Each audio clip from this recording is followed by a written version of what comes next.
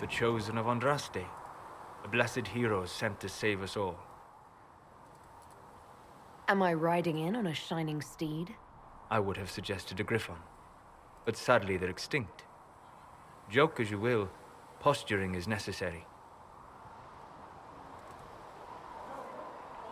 I've journeyed deep into the Fade in ancient ruins and battlefields to see the dreams of lost civilizations.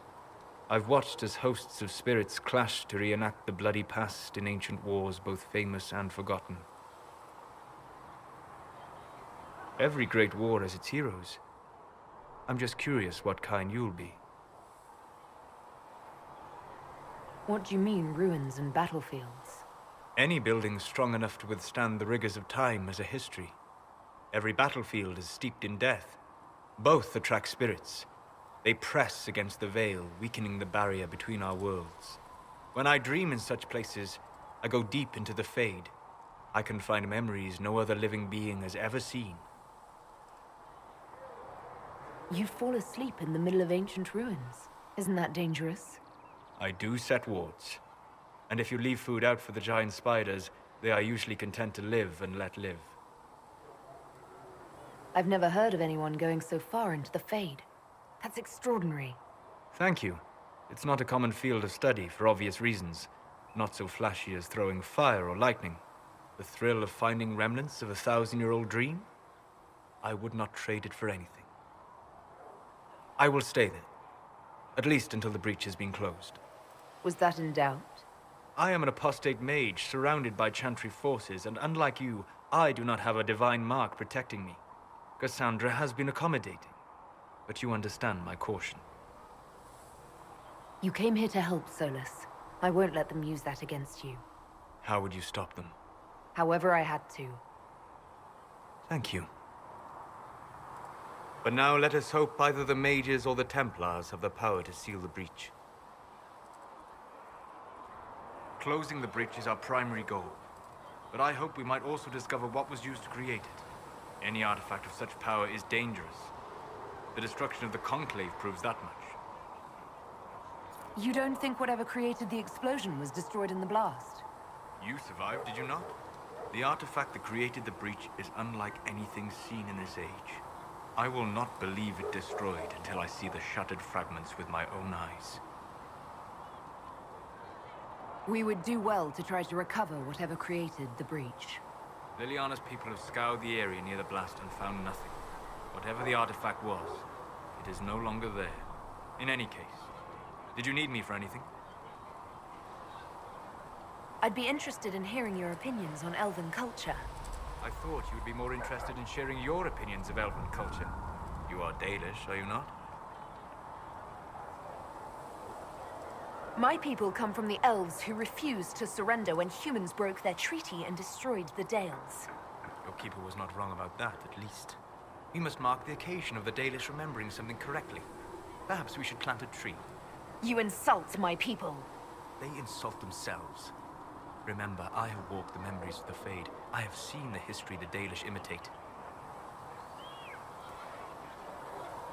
Irabellis, Harem. If the Dalish have done you a disservice, I would make that right. What course would you set for them that is better than what they know now? You are right, of course. The fault is mine, for expecting what the Dalish could never truly accomplish. Irabellis, darling. If I can offer any understanding, you have but to ask. I'd like to know more about the elves from before our time. The Dalish strive to remember Hallam Shiral.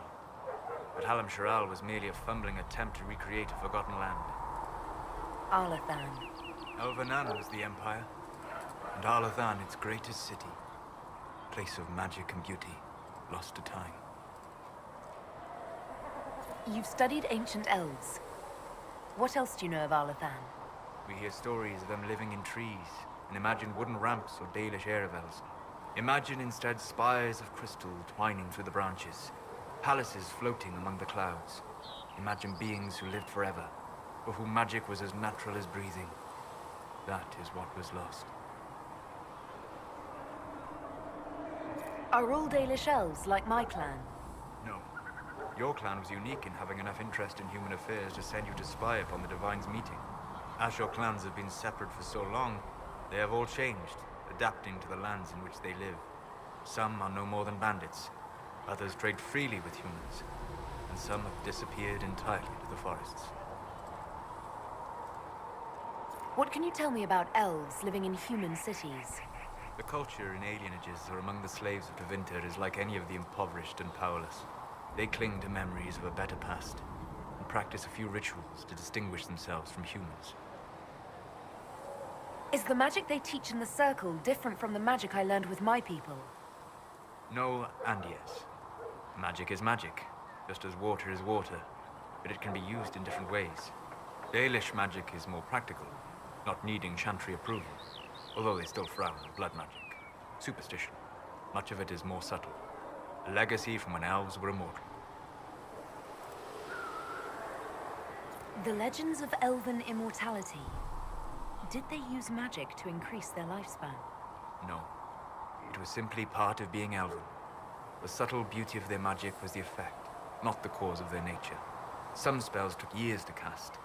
Echoes would linger for centuries, harmonizing with new magic in an unending symphony. It must have been beautiful. You said that the censure against blood magic was a superstition. I did. It's fortunate Cassandra is not within earshot. Most modern cultures forbid blood magic. Publicly, even Tevinter disapproves of it. But as I said, magic is magic. It matters only in how it is used.